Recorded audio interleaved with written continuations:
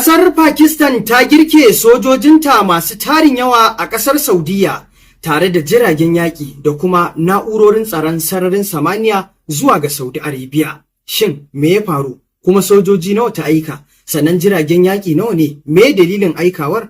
Masu saurare ku biyo mu cikin wannan rahoto domin jin wannan al'amari. A yau muna ranar Talata 19 ga watan Mayu na shekara ta 2026. Masu saurare barkanmu da sake kasancewa da ku cikin rahotannin labaran da muke kawo muku. Kasar Pakistan ta girke sojojinta guda 8,000 a kasar Saudi Arabia tare da jiragen yaƙi guda 16 da kuma wato na'urori na tsaron sararin samaniya.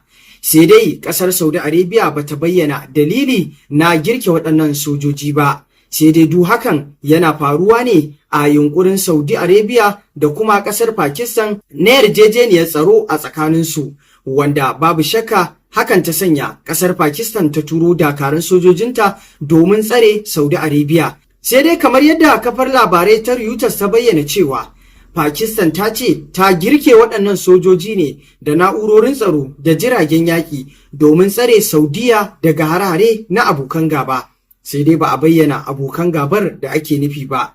Kamar yadda muka sani dai, a yanzu kasashen Larabawa na fuskantar harare daga kasar Iran saboda irin abin da ke faruwa a tsakaninsu. Biyo bayan wato yakin kasar Iran, Amurka da kuma Isra'ila. Wala Allah, ƙasar nan ta Pakistan ta tura wannan kayayyaki ne, musamman ma na'urar tsaron sararin samaniyar da sojojin saboda tsare Saudi Arabia daga hare-haren da suke aukuwa musamman ma cikin yakin nan, wanda babu shakka al'amarin dai yana kama da haka.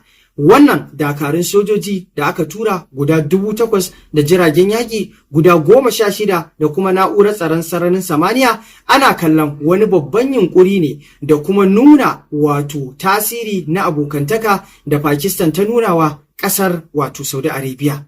Masu saurare, me za ku ce kan wannan girke sojoji guda 8,000 da kuma jiragen yaƙi da na'urar tsaron sararin samaniya da Pakistan ta turawa ƙasar nan ta Saudi Arabia? Shin kuma kuna ɓangaren waɗanda suke ganin ko dan ƙasar Iran aka girke wannan dakarun sojoji da kuma na'urar sararin samaniya? Sai dai fa wasu na ganin cewa wannan jibge dakarun sojoji da aka yi na ƙasar wato Pakistan ɗin a ƙasar Saudi Arabia an yi haka ne saboda Saudiyan na shirin korar sojojin ƙasar Amurka daga ƙasar, ko kuma wato korar dakarun sojojin ƙasar Amurka daga Middle East.